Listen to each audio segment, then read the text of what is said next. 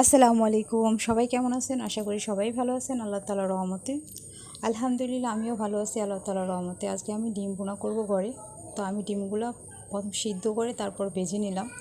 তারপর দিয়ে দিলাম পেঁয়াজ কুচি আর হলো আদা রসুনের পেস্ট আর পেঁয়াজ কুচি। যখন একটু হালকা লালচা হয়ে আসবে তখন আমি দিয়ে দিব হলুদের গুঁড়ি, তারপরে দিয়ে দিব ধনিয়ার গুঁড়ি।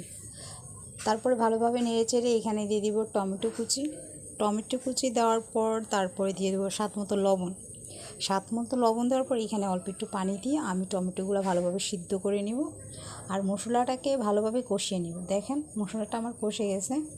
এখন এখানে 1 কাপ পানি দিয়ে আমি ডিমগুলো দিয়ে ভালোভাবে ঢাকনা লাগিয়ে দিব।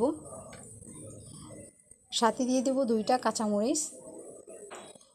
কাঁচামরিচ আমি একটু পরেই দিই, কারণ কাঁচামরিচটা লাস্টে দিলে ভালো একটা ঘ্রাণ আসে। দেখেন আমার ডিমগুলো হয়ে গেছে। এখন একটু জিরা ফাঁকি দিয়ে আমি এখন এটাকে একটা বাটিতে ঢেলে নিব। দেখেন দেখতে কিন্তু অনেকটা ভালো লাগতেছে। ডিম ভুনা আমার কাছে অনেক ভালো লাগে। এভাবে সিম্পলভাবে আপনারা বাসায় ডিম ভুনা করে খেতে পারেন।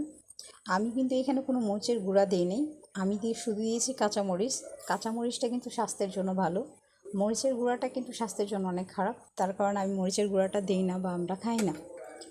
তো এখন আমি ডিম ভুনা আর সাথে ছিল একটা সিম তরকারি সবজি, তো এইটা দিয়ে ভাত খেয়ে নিলাম। আমার কাছে তো অনেক ভালো লাগছে ডিম ভুনা।